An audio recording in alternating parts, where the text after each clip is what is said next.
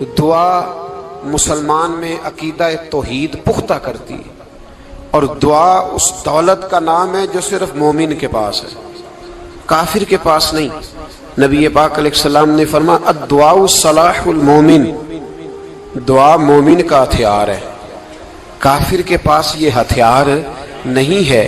مومن جب اپنے مالک کے حضور دعا مانگتا ہے نا، دنیا میں آپ کسی سے زیادہ مانگیں تو وہ ناراض ہو جاتا ہے، وہ کہتا ہے بھائی تو نے تو کام بنا لیا ہے، کل بھی دیا تھا، پرسوں بھی دیا تھا، روز روز تجھے کون دے؟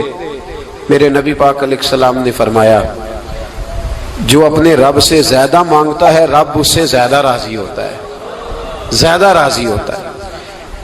اب دعا مخصوص اوقات نہیں دعا کے، فرمایا اذا دعان، جب بھی دعا مانگو گے تمہارا رب تمہاری دعا کو، جب بھی دعا تو دعا کرتے رہنا چاہیے، ہر وقت دعا میں بندہ شامل رہے، اللہ کے ذکر میں شامل۔ یہ جو قرآن مجید نے کہا نا یا ایھا الذین آمنوا اذکروا اللہ ذکرا کثیرا، اے ایمان والو اپنے رب کا ذکر کثرت سے کرو، وسبحوہ بکرۃ واصیلا، اور صبح و شام اسی کی پاکی بیان کرو۔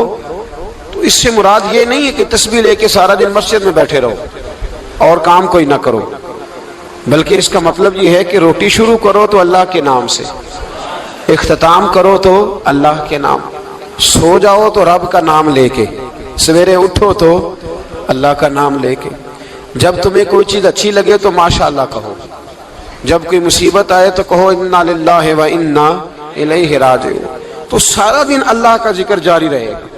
نبی پاک صلی اللہ علیہ وسلم نے مسلمان کو ایک دوسرے سے ملنے کا طریقہ بتایا۔ مصیبت آئے تو کیا کہنا ہے؟ صرف فوت کی پہ نہیں کہنا، اس کی وضاحت کر دو۔ کوئی بھی الذین اذا اصابتہم مصیبہ، جب بھی کوئی مصیبت آئے اللہ کے بندے کہتے ہیں ہم اللہ کی طرف سے آئے ہیں اور اللہ کی طرف ہی ہم نے لوٹ جانا۔ تو میرے عزیز ہر وقت اللہ کا ذکر جاری رہے گا، ہر وقت زبان پہ رب کریم کا۔ دیکھیں نا نبی پاک علیہ السلام نے ہمیں ملاقات کا طریقہ بتایا۔ ایک صحابی آئے تو انہوں نے آ کے کہا السلام علیکم، نبی پاک علیہ السلام نے فرمایا رب تعالیٰ نے اسے 10 نیکیاں عطا فرمائی ہیں۔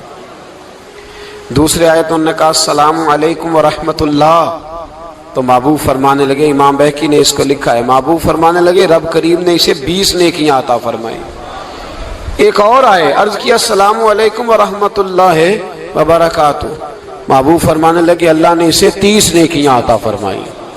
اچھا اس کا مطلب کیا ہے؟ السلام علیکم، تم پر سلامتی ہو، سادہ ترجمہ یہ ہے کہ تم سلامت رہو، تم سلامت رہو، ورحمۃ اللہ وبرکاتہ، تم پر اللہ کی رحمت بھی ہو اور اس کی برکتیں بھی ہو۔ وہ کیا کہتا ہے؟ وہ کہتا ہے وعلیکم السلام، تم پر بھی سلامتی ہو، ورحمۃ اللہ وبرکاتہ، اللہ کی رحمت ہو اور اس کی۔ یہ جو مسنون دعائیں ہیں نا جو حضور نے ہمیں دعائیں سکھائی ہر موقع پہ، ان کا کمال دیکھیے۔ اب ایک مسلمان نے آتے کہا السلام علیکم، اس کا مطلب کیا ہے؟ تم پر۔ اب وہ جھگڑا کرے گا اسے مارے گا، اس کا مال چھینے گا؟ اس نے تو آتے ہی کہا ہے تم پر سلامتی ہو۔ تو جو سلامتی کی دعا دینے والے ہیں وہ جیب تھوڑی کاٹیں گے، وہ غبن تھوڑی کریں گے، ڈاکہ تھوڑا ڈالیں گے۔ اسلام نے لفظ ہی وہ سکھایا ہے کہ فرمایا جب تم نے ملنا ہے تو تم نے دعائیں کرنی ہیں ایک دوسرے کے لیے۔ اب ہمارے ہاں نئے نئے لفظ آ گئے، ٹیلی فون اٹھایا تو کہا ہیلو، اس کا کیا ترجمہ ہے؟ کون ہے؟ اس کا کیا ترجمہ ہے؟ جی جناب، اس کا کیا مطلب؟ ہم نے دیکھا بڑے بڑے سمجھدار لوگ السلام علیکم کی بجائے کہتے ہیں کیا حال ہے؟ بھئی کیا عجیب بات ہے، بھئی کیا حال ہے کا کیا مطلب ہوا؟ وہ بعد میں کرنے کی بات ہے۔ اور کچھ تھوڑا سا جو ادیب ہیں، جو بیچارے حروف کے پیچ و تاب میں رہتے ہیں، وہ کہتے ہیں آداب عرض ہے۔ وہ کیا ہوتا ہے جی؟ اسلام نے دعا سکھائی ہے السلام علیکم، یہ کتنی خوبصورت دعا ہے۔ جب آپ گھر کے اندر داخل ہوئے تو آپ نے دعا دی السلام علیکم، یہ دعا دی آپ۔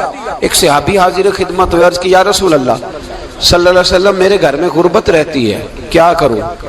نبی پاک علیہ السلام نے فرمایا جب بھی گھر جایا کرنا گھر والوں سے سلام لیا کر، گھر والوں سے کیا کہا کر؟ السلام علیکم، جب بھی گھر جائے۔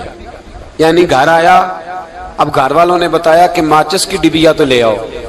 اب یہ دکان کونے پہ تھی گھر والے پہ، وہاں سے ماچس کی ڈبیا لے کے واپس گیا تو کہنے لگا السلام علیکم. پھر گھر والوں نے کہا ہو بتانا یاد ہی نہیں رہا, چینی بھی ختم ہو گئی ہے. تو یہ پھر گیا چینی لینے, لوٹ کے آیا تو کیا کہا؟ جب اللہ چاہتا ہے تو کہے, جب اللہ کے رسول چاہتے ہیں تو کہے. اس کا ترجمہ یہ ہے کہ تو کہہ, تو سلام لے. اللہ رسول چاہ رہے ہیں کہ تو سلام لے تاکہ تیرے گھر میں سلامتیاں ڈال دی جائیں. تو فرمایا سلام لینی ہے تو نے, اور ساتھ تو نے اس طرح کرنا ہے کہ 3 دفعہ سورۃ اخلاص کو پڑھنا ہے. امام قرطبی نے اس کو لکھا ہے. اس نے کہا حضور غربت بڑی ہے, غربت بڑی ہے تو کہ وظیفہ بتائیں. فرمایا جب بھی گھر جاؤ سلام لو اور 3 دفعہ سورۃ اخلاص پڑھو. وہ صحابی کہتے ہیں میں پکا ہو گیا. اب وہ کچھ دنوں کے بعد, کچھ عرصے کے بعد, کچھ مہینوں کے بعد واپس آئے تو صحابہ کرام علیہم رضوان فرماتے ہیں ہماری خواہش تھی کہ یہ کچھ بیان کرے, اب بتائے جو وظیفہ لے کے گیا تھا اس کا رزلٹ کیا نکلا. کہتے اس نے بڑی حیرت انگیز بات کی, حیرت انگیز عجیب انداز میں. کچھ لوگوں کا دل ہوتا ہے نا کہ مجھے ملے میرے پڑوسی کو نہ ملے, اور کچھ کا دل ہوتا ہے یار مجھے بھی ملا ہے اور الحمدللہ میرے پڑوسی کو ملا ہے. تو صحابی جب حاضر ہوئے تو صحابہ